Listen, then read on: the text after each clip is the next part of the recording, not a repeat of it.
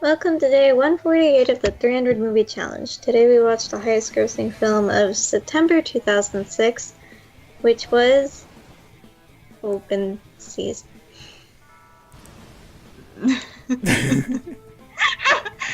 I guess. This movie has exactly one advantage over Shark Tale.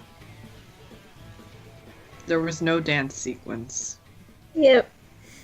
I will say, I looked this up. This was made by Sony Animation or whatever they're officially called, who brought us such gems as the Emoji Movie, the Smurfs movies, and a few others. What's even worse, this was their first movie. So Really? This is what they thought, here's how we're going to come into this world and show the best we can. And it was this. This movie. Yep.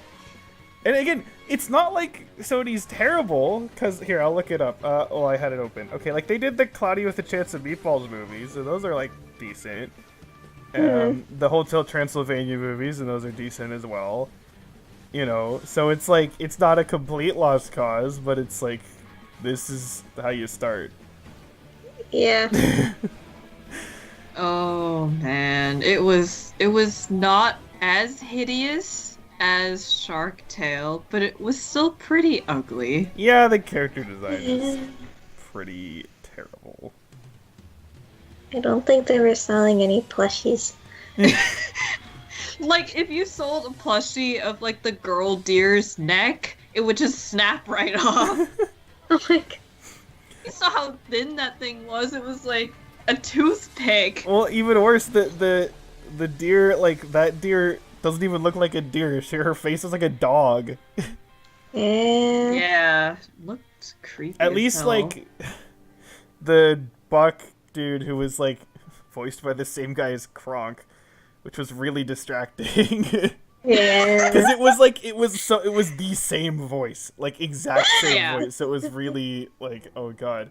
That was weird. Yeah, but he looks like a deer, Yeah. But the main guy looked weird, and then she of course doesn't even look like a deer at all. So it's just Nope. what? Oh yeah, speaking of the Kronk deer, a herd of deer with all stags and one doe. Yeah, that doesn't happen. That poor doe. Unless they're all gay, that's not gonna work. Yeah. Poor doe. I feel bad for her. Yeah. Especially since they acted kind of like a giant fraternity. I know. Ugh. Ugh. Okay, I can't be the only one who feels that just in terms of the story beats and the kind of characters that they were trying to rip off Ice Age.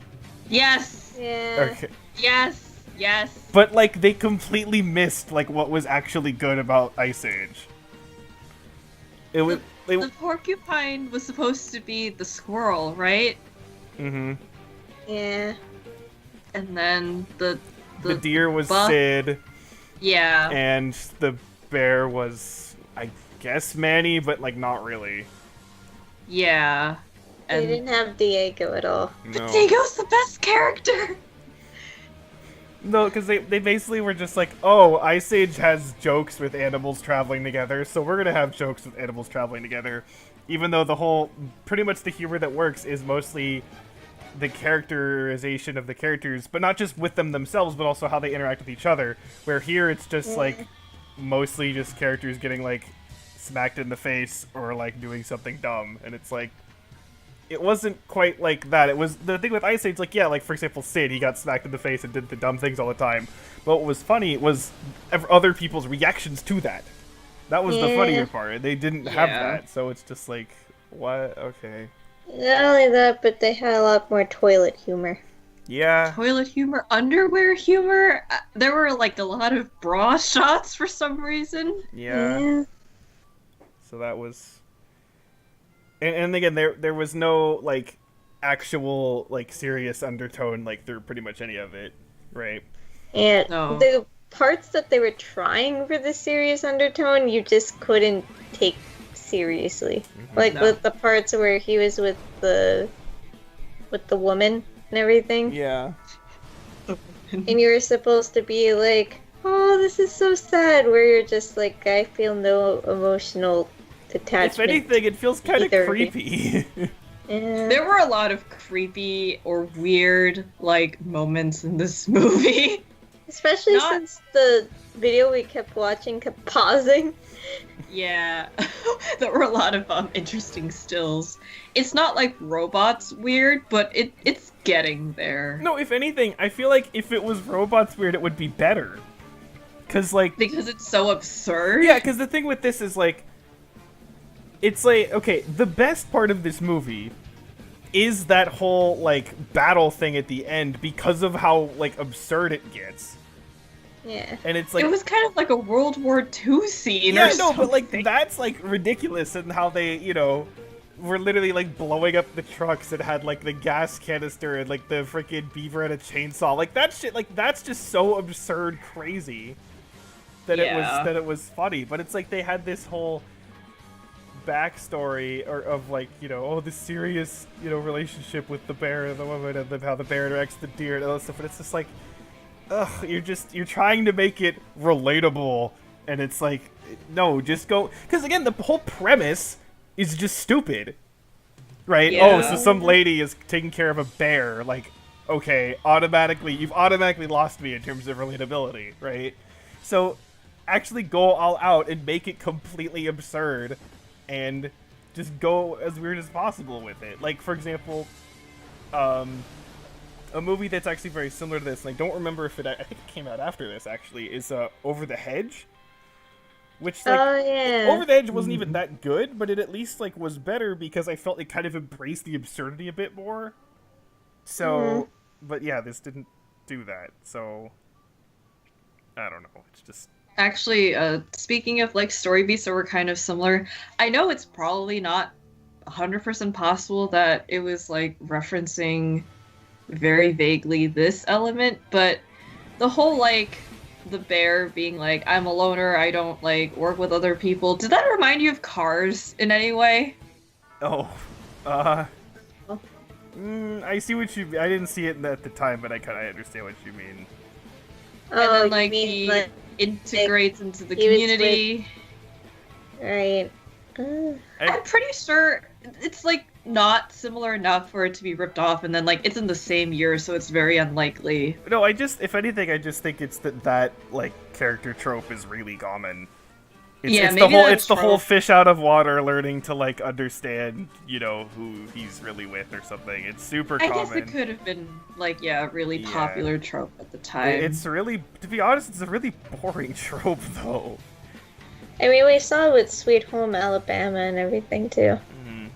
Yeah. Because the thing, like, with the trope is like they have to be like, oh, this character doesn't fit in. It's like, okay, well, how do you show that, like, to begin with? And almost always they start with, oh, he's an asshole, and it's like, Yeah. well, then you They just don't have have to be. no, but it's like that's what they end up doing. So instead, you just have to experience like half the movie where a character's an asshole.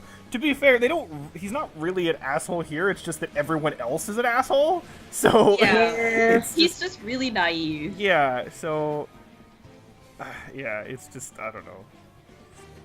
It's not.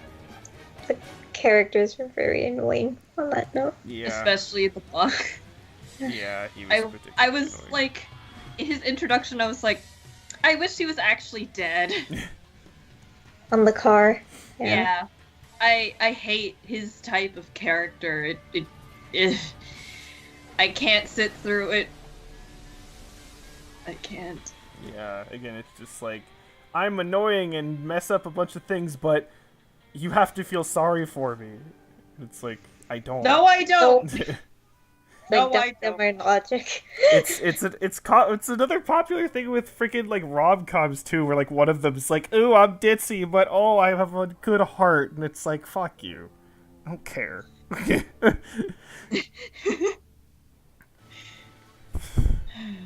And yeah, I think also what just immediately ended, at least especially my perception of this film, was the fact that a certain someone voices a character in this.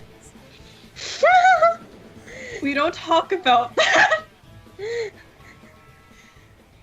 Besides Kronk in this movie, we had Lieutenant Dan. Okay. He was the villain of this movie, and I do not appreciate that. You don't touch Lieutenant Dan. You hear the teardrops landing on her keyboard, Helen. You don't touch Lieutenant Dan. But, I mean, I guess to be perfectly fair, he's like, okay. Because he's all over the top ridiculous. Yeah, he he's- named his no, gun. actually, that's Yeah. true. Because he was, his whole thing, well, I guess not whole thing, but for a while, he was all like, convinced the animals are like coming together as a conspiracy to like overthrow humans or whatever. And it's like, again, that's absurd and ridiculous. And it's like, but it turns out, because based on the end of the movie, he was kind of right. You know, Yeah. so it's like, if they actually went all the way with that shit, it would have been better, but they didn't, so, He was actually the only sane one in this movie. Yeah, somehow. So, Sir, I mean, maybe. it definitely wasn't as bad as, like, Shark Tale. yeah, Yeah. so. Yeah, it's probably like second worst or third worst, depending on like people's like perceptions. But it's not as bad as Shark Tale. Not as bad as Shark Tale. There was potential, as Valen pointed out, because Yeah. Over the Hedge did it better, and then the villain guy was okay enough. Yeah. It's just that the deer can go get hit by another car in New Jersey, and the bear was like whatever, too Yeah. naive to live. Yeah, not Mm. interesting. Should really I just be wish put we in were the zoo. watching Brother Bear instead. Oh, that was a really sad movie. I, like, don't even really remember it. I remember I had the Game Boy Advance video game. Oh, really? For Brother Bear, yeah. I remember it being kind of hard, actually, but that's probably just because I was like 7 and an idiot. Actually, complete random side note, but the Over the Hedge video game is actually like not that bad. Oh, It's okay, it's not like good, but it's like it's decent enough. It's one of those it's like fun enough. yeah, it's like one of those kind of beat 'em up games, and there's actually like kind of a multiplayer thing because you can play as multiple people and like run around and beat up things and like whatever. The thing is that's it kind of interesting is that it's like a sequel to the film, so like the beginning of the Oh. game is the climax of the film. Huh. Which is kind of interesting, Oh. so that like it's not just like a retread of the story, right? So it's a little bit different. It's a bit like it's a very like video game kind of story. So again, it's not like a good story or anything, but at least it's not the exact same thing you already know. And there was actually like this like golf cart like mini game where you were like driving golf carts and like trying to run over each other and stuff, and that was actually pretty fun. So Oh, yeah. There you go for a game that like by all intents and purposes like you should expect it would have been trash was actually like decent. So there you go. fun fact of the day. So On go that, so go find that. You could probably find that game for like $5 and go buy that and play it, and you'll experience more joy. On that endorsement. Yeah. Goodbye. Bye.